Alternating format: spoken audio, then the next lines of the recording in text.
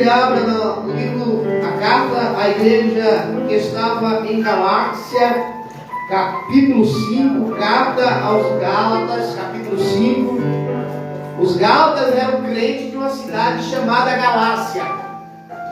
Para quem não sabe, é uma cidade grega, onde Paulo ele teve por obrigação de escrever essa carta.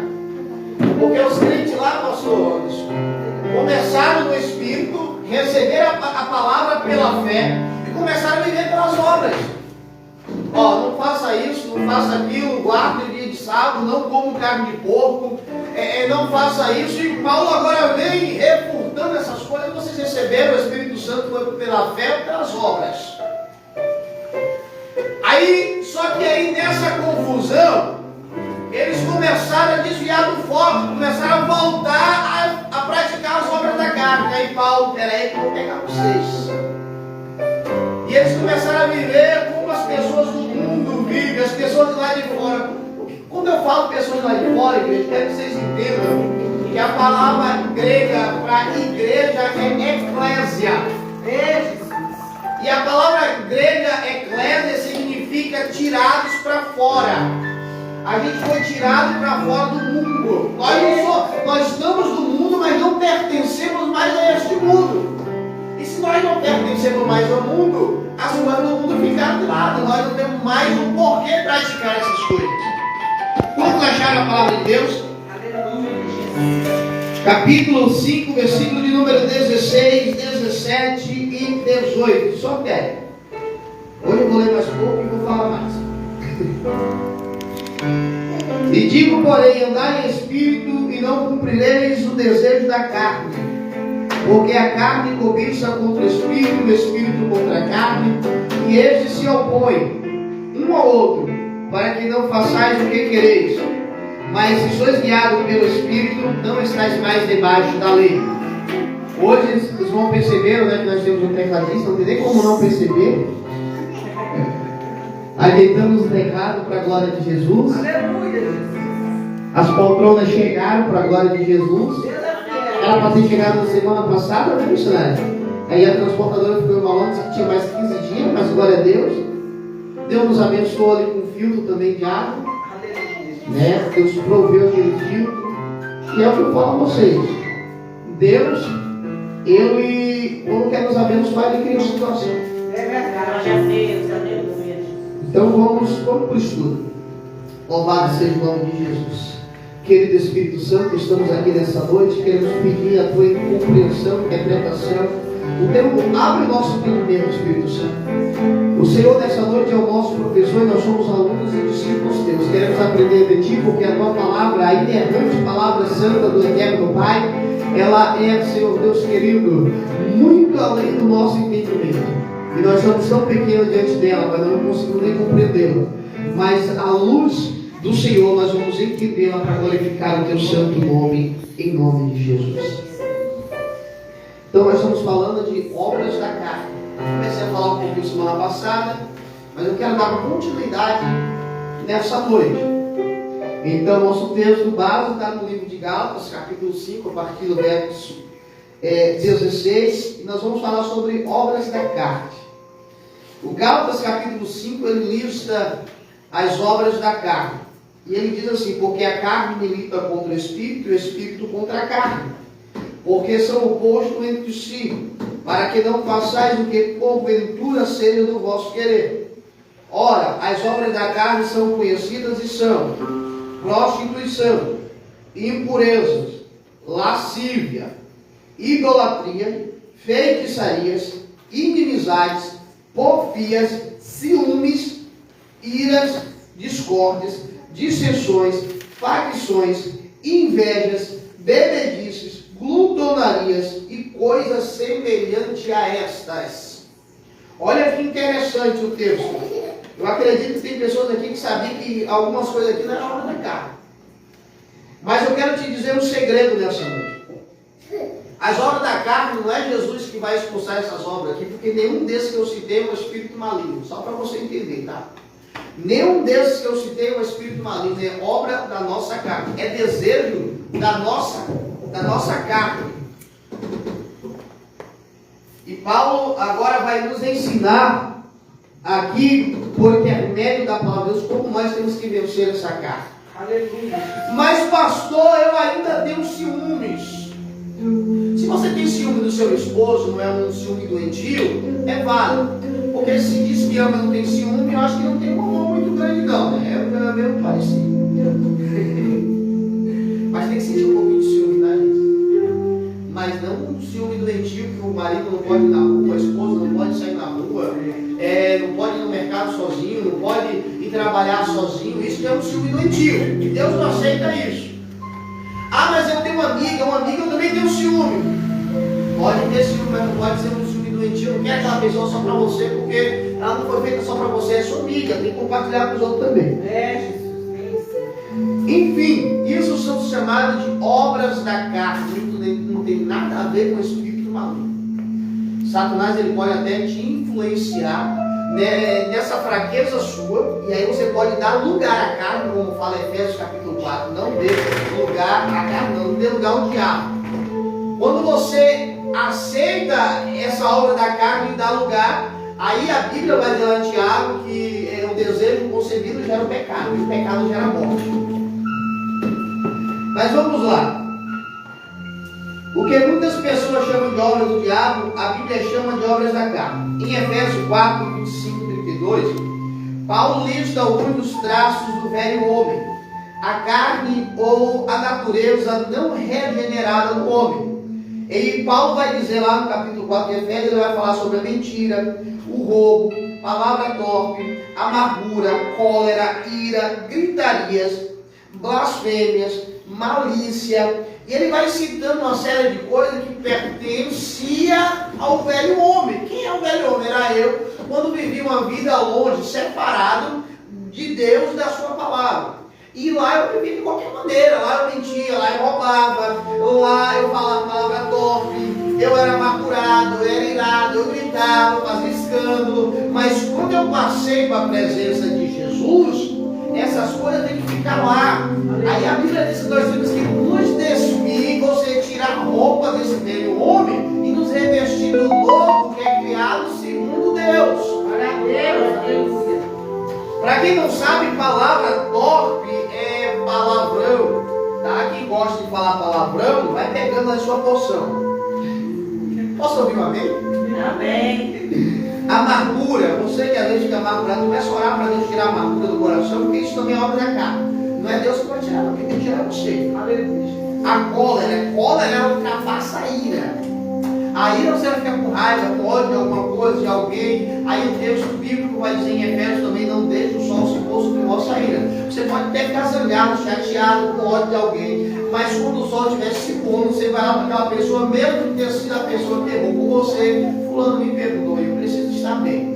E aí ele vai ficar todo contente, porque na verdade quem errou foi ele, mas ele não precisou pedir perdão, quem pediu perdão foi a pessoa que foi ofendida. Aí, só que a bênção não vem para ele, vem para a pessoa que pediu perdão. Aí ele vai lá, ajoelha, Jesus, obrigado, porque eu pedi perdão e estou bem contigo. Isso é muito bom. Então o ódio, a cólera ultrapassa isso aí. A cólera é quando você fica possesso.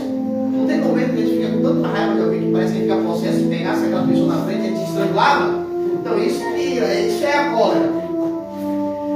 Aí fala da gritaria, da blasfêmia. O que é blasfêmia? Falar mal de alguém. A Bíblia fala da maior blasfêmia que tem é falar mal do Espírito Santo. Quando a gente atribui as coisas de Deus ao demônio, a gente está blasfemando contra Deus. Quando a gente atribui as coisas de Deus ao demônio, a gente está blasfemando. Então, blasfêmia é falar mal de alguém ou de alguma coisa. Malícia não precisa nem dizer o que é, né, gente? O livro de Romanos vai dizer assim, ó, ser menino na malícia, mas maduro no entendimento. Aleluia. Então, em nossa mente, o que é malicidade? Quando a gente fala uma coisa, algumas pessoas entendem um duplo sentido. E isso já é malícia. E outras malícias mais todo mundo entende. E ele também descreve alguns traços do novo homem em Cristo. Aí ele falou agora dos traços como era eu antes no mundo. Agora ele vai falar como é nós agora na igreja. Ele vai dizer que nós temos que, se nós falar mentira, agora não tem que ser honesto. Aleluia. Isso é interessante, é um contraste. O pior é que tem crente grande ainda tem, está missionário. E isso é feio. Tem crentes que ainda mente. Aí o texto vai dizer que agora nós temos que ser honestos, nós temos que ser bondosos, nós temos que liberar perdão. Pode-se observar, acho que eu estou muito rápido. Vocês estão me ouvindo aí? Sim, Eu falo alto, eu gosto de falar, eu vou falar sem mim. Ou sem microfone. Pode-se observar que manter a carne sob controle ou sob domínio do novo homem em Cristo envolve mais do que somente manter os desejos sexuais sob controle. Envolve manter todas as mais tendências da carne sob o controle ou sob o domínio do espírito recriado, do espírito regenerado. O meu pai, na minha infância, ele usava alguns jargões, algumas palavras de sabedoria que ele aprendeu, e ele dizia assim, que às vezes a gente engole um boi e coa um mosquito. Como é que é isso? Ele queria dizer que às vezes coisas importantes eles deixavam passar e as coisas mínimas seguravam. Quando a gente olha para um texto e a gente fala assim, igreja, vocês têm que ter domínio próprio, tem que ter controle, elas vão olhar para os pecados que são maiores, esquece dos pequenos. É exatamente isso que o texto aqui quer dizer. Então, quando nós vamos olhar para as obras da carne, e eu dou um conselho à igreja, chega em casa, abra sua Bíblia no livro Gálatas, capítulo 5, antes de dormir, comece a ler e a estudar sobre as obras da carne. Depois eu vou citar uma por uma, eu vou dizer o que cada uma significa, em que área cada uma age, mas vocês vão entendendo e vocês anotam no papel. O que é que eu preciso mudar ainda? Será que a ira ainda está na minha vida? Será que a malícia ainda está na minha vida? E aí vocês vão olhar e a Bíblia fala em Coríntios, igreja, que nós temos que nos examinar. Nós precisamos nos examinar. Por quê? Porque a Bíblia diz: examine-se o homem a si mesmo, porque se ele for julgado, para ele não ser julgado por Deus. Então, quando nós julgamos a nós mesmos, trancou de novo, foi aqui uma chave aqui, ó. Abre mais por fora e puxa aí.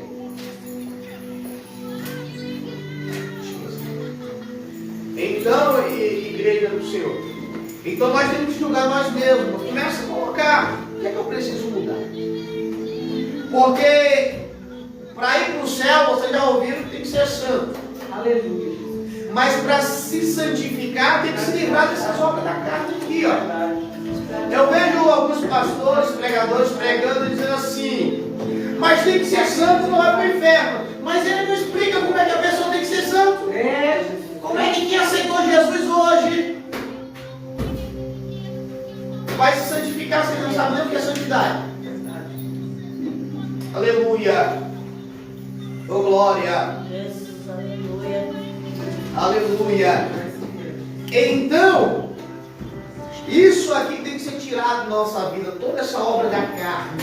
E essa obra da carne tem que ser tirada da nossa vida. Aleluia. Através do Espírito Santo de Deus e através da palavra. Porque as obras da carne, aleluia, e as obras da carne, igreja, ela tem que ser tirada dentro de nós. E a Bíblia vai dizer que tem coisas que Deus faz, mas tem coisas que nós temos que fazer. E nós temos nossa responsabilidade própria. Olha o que está dizendo aqui, ó. O que é despície da carne? Vamos entender agora. A Bíblia diz como lidar com o nosso corpo e a nossa alma. Lembra que eu falei para vocês que a nossa alma é o centro do nosso intelecto, ou seja, o nosso cérebro? Nosso cérebro é a nossa alma, o nosso corpo. A nossa natureza caída, a carne, ela antes, quando foi criado Adão, ela era ligada com o Espírito Santo e era diretamente com Deus em santidade. Quando Adão pecou, o homem caiu, a carne e a alma começou a governar o corpo e os espíritos malignos começou a levar o corpo a fazer toda sorte de pecado. Jesus voltou, o Espírito Santo vem e começa a restaurar isso. Aí agora o Espírito volta a tomar um lugar de controle para dominar a alma e o corpo. Quanto ao trato ou estilo de vida passado, vos despojei do velho homem, que se corrompe segundo a concupiscência do engano, ou seja, o desejo do engano, e vos renoveis no espírito do vosso entendimento, e vos revistais do novo homem, que foi criado segundo Deus em justiça e retidão, procedentes da verdade. E a Bíblia diz que a verdade é a palavra. O próprio Jesus disse em João, capítulo 14, versículo 6, eu sou o caminho, a verdade e a vida. Se nós somos criados segundo a verdade, nós somos criados segundo a palavra de Deus. Isso, esse texto que eu acabei de ler, tem em Efésios 4, capítulo 4, versículo 22 até o 24. Quem é que deve se despir da natureza do velho homem ou das obras da carne? Somos nós. Nós que temos que nos despir. Nós é o sujeito do versículo 22. Deus não vai despir o velho homem para nós, já que somos nós que teremos de nos despir do velho homem e a sua inveja, amargura, ira, gritaria, linguagem torpe. Você ou eu, no caso, não está lidando com espíritos maus. Quando se desfaz dessas tendências mais, você simplesmente está lidando com a sua carne.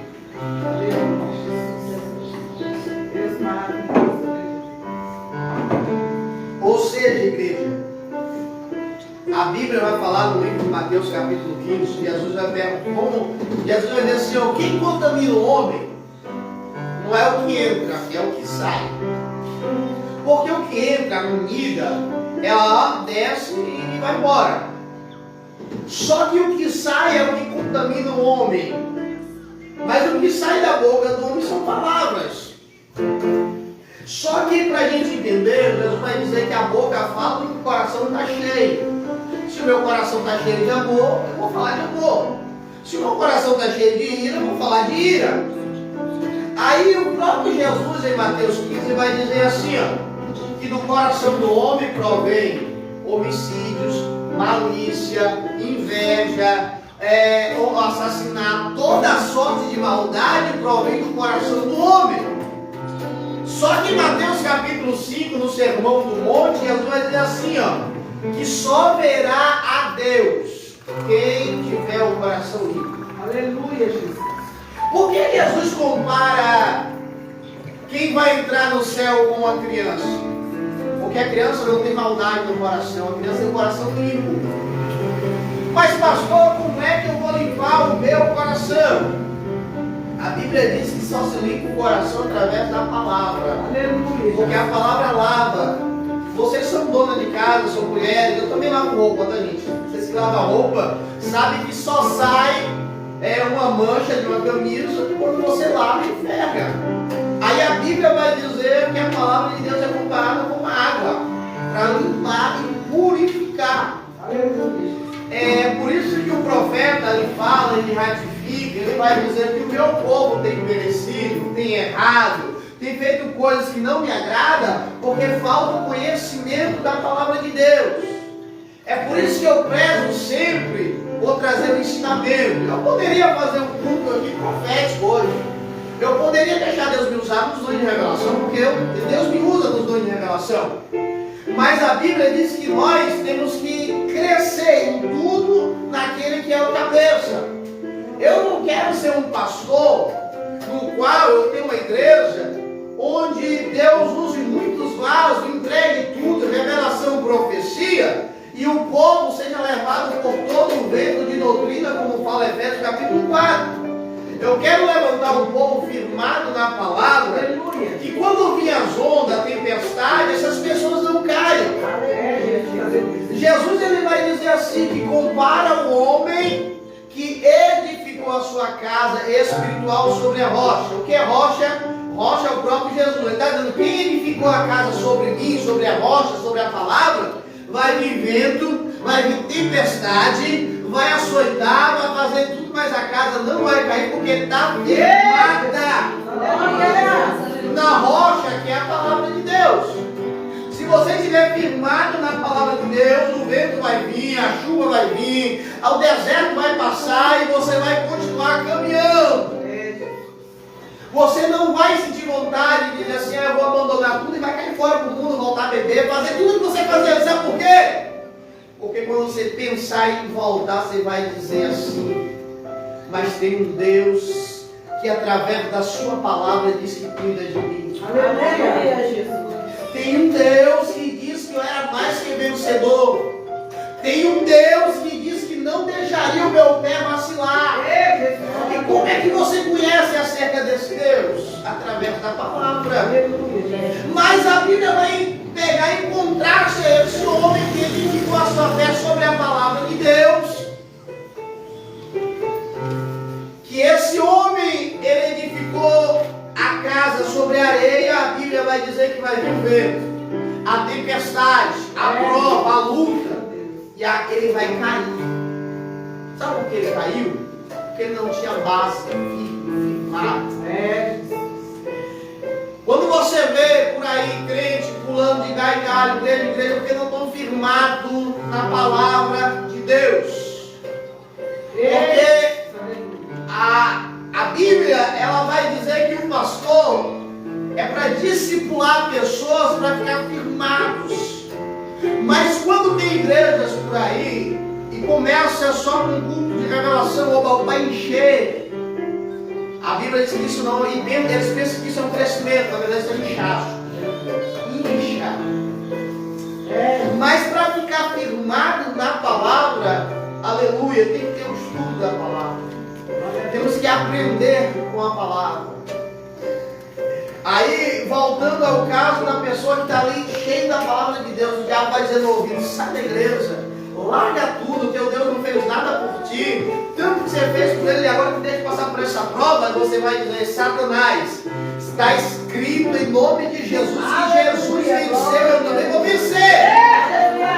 Aleluia! Aí você vai começar a lembrar dos exemplos de homens e mulheres de Deus que a Bíblia falou. O que a Bíblia falou? Que venceram provação, venceram luta, venceram deserto, venceram tanta coisa. Aí isso vai começando a animar você. Começa a animar e você vai dizer, Satanás, se Abraão venceu, eu vou vencer. Se Jacó venceu, eu vou vencer. E os homens e mulheres que Deus da Bíblia venceu, eu também vencerei. Aleluia. É por isso que é bom estar firmado na palavra. Porque a palavra nos traz essa confiança em Deus. Aleluia. E essa confiança só vem através de oração, de palavra. Aleluia.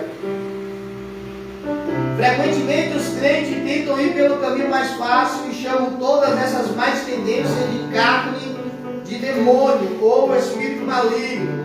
Ou seja, é mais fácil para mim, missionário, assim, de dizer que é um demônio querendo me usar, do que dizer assim, é um desejo meu que eu tenho que controlar, eu tenho que dominar. Louvado seja o nome de Jesus. Assim, os crentes não têm nenhuma responsabilidade, já que pode culpar o diabo por tudo. Mas a Bíblia chama as mais tendências de natureza carnal. E o crente tem que fazer algo sobre ele mesmo. Eu tenho que fazer algo sobre ele. Se eu tenho um desejo que não está de acordo com a palavra de Deus, eu tenho que abandonar esse desejo se eu quero viver a palavra de Deus. Mas se eu quero viver esse desejo, eu abandono a palavra de Deus, não é meu desejo. A única forma de se revestir do novo homem é renovando a vossa mente. Eu já falei que semana passada, mas se renova a mente, né? Aleluia. E que é através da palavra de Deus. Despir-se do velho homem e se revestir do novo homem faz parte do seu culto racional. Isso aqui é um culto racional. Vocês estão entendendo o que eu estou dizendo? Então isso é um culto racional. Culto racional quer dizer culto com entendimento. Culto onde você entende o que Deus está falando. Aleluia. Está lá em Romanos 12, 1 e 2. Quando você transforma a sua mente através da palavra de Deus, você oferece a Deus um culto racional. Pastor, culto racional, eu não posso pular, rodar, sapatear no Espírito Santo? Pode sim. Eu não sou formalista não, gente. Tem uns formalistas aí que diz que o culto tem que ser assim, ninguém pode dar glória, ninguém pode falar coisa estranha, não é bem assim não, tá? Também não sou fanático, já perceberam, eu não sou fanático, mas eu acredito no poder de Deus. Aleluia. Eu acredito que Deus ainda batiza com o Espírito Santo. Eu acredito que Deus ainda cura. Eu acredito que Deus ainda liberta. Eu acredito nos dons do Espírito Santo, na atualidade deles todos. Falta 5 minutos. Eu olhei pro relógio hoje, tá? Você tem que manter essas atitudes e mais tendências sob o domínio do seu espírito, o homem interior, e deixar que a nova criatura em Cristo domine. À medida que você se reveste de Cristo, você se torna apto a andar no Espírito de Deus e não na carne, que é presa fácil por Satanás. Se não tivesse de lidar com essa carne, a nossa natureza carnal não seria... se não tivéssemos de lidar com nossa carne e a nossa natureza carnal, nós não seríamos humanos, tá?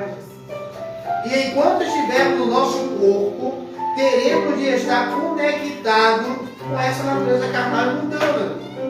Sabe por que às vezes você sempre deseja fazer algo errado? Porque você é pecado. Mas pastor, é pecado sentir vontade de fazer algo errado? Não. O pecado é você fazer algo errado. Existe uma diferença entre você querer fazer e você fazer.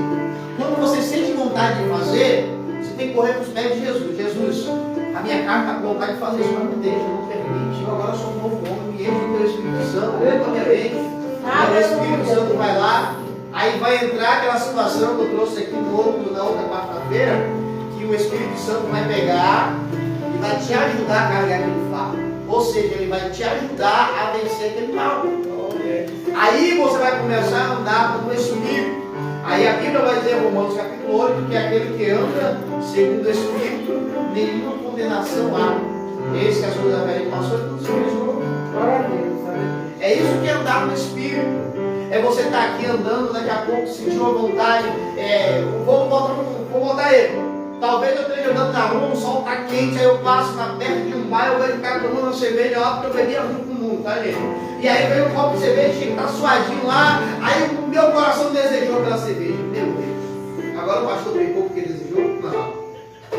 O pastor vai olhar e vai dizer assim, não me serve não. Aí eu vou olhar para o céu e falei, Jesus, eu senti vontade de tomar aquela cerveja, mas me perdoa e me ajuda na caminhada. Aí o Espírito Santo vai vir e vai vir, vem cá lá, vem cá rapidinho. Vem cá o que o Espírito Santo faz. Vem cá. Aí quando eu falo isso, o Espírito Santo vai e faz assim, ó. Vem cá, meu filho, eu estou contigo. Aleluia. Aí você vai andar com o Espírito. Aleluia. É isso que Deus faz nas nossas vidas. É isso que Deus faz. Não tem crente super-homem, não. Quando eu falo crente super-homem, não é um crente que não sinta vontade de pecado e de errar, não. Todo crente, por mais santificado que ele seja, por mais certo que ele seja, ele pode ser pastor, bispo, apóstolo, ele não vai sentir desejo de fazer coisa errada. A única diferença é que ele não vai fazer. Sabe por quê? Porque o Espírito Santo domina ele. E quando vem um desejo, ele vai dizer, não, no meu coração você não faz mais morada. Aleluia, glória a Deus. Vamos pular, vamos correr. Por exemplo, se alguém machucar você e a sua carne não está sujeita ao seu espírito, ela irá querer revidar. Olha aí. Se você está na igreja, está se enchendo do Espírito Santo, mas alguém te magoou e você quer revidar, opa, você vai ter que ir para o joelho. Jesus, eu tenho que ter revidar, pai. A minha natureza carnal deu vontade de dar um soco no Lucas. Aleluia. Jesus, me ajuda. Aí Jesus falou, opa, meu filho, eu estou aqui, vou pegar na tua mão, vou te ajudar. Essa é a forma como a natureza carnal afastada de Deus age. Quando nós estamos afastados do Senhor Jesus, se alguém passar em nós, dá um tombo em Lucas, a gente dá vontade logo de meter o... Mas graças a Deus, nossa natureza é renovada no Espírito Santo. Aleluia, Jesus. Louvamos a Deus porque o Espírito Santo veio para isso. Essa é a forma da lista. Sua carne vai querer se vingar e revidar, além de guardar amargura e ressentimento daquela pessoa. E essa é a velha natureza vingativa da carne. Então, se você tem uma natureza vingativa e quer se vingar, começa a orar. Jesus me ajuda, eu não quero mais ser assim, não. Me liberta disso. Sabe? E tem pessoas que vão olhar para você e vão dizer, não, ele é vingativo, ele vai fazer isso, fazer aquilo. Mas a Bíblia está dizendo que a pessoa está em Jesus no coração. Não se vinga. Não é uma atividade demoníaca ou do diabo. É simplesmente a natureza carnal do homem que não foi controlada. Então controla, é um dos frutos do Espírito Santo chamado domínio próprio, controle, autocontrole. Você me magoou e eu vou pagar com a mesma moeda. Você vai ver. Você já viu o cristão falando dessa maneira? Acho que não. Você nunca viu. A carne tem de ser mantida sob o domínio do homem interior, ou seja, sob o domínio do teu espírito. O Espírito Santo governa o teu espírito e o teu espírito governa a carne e a sua alma.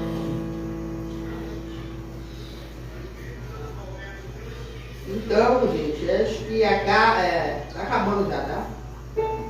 A carne tem que ser mantida sob o domínio do homem interior, criado segundo Deus em sua justiça e retidão procedentes da verdade.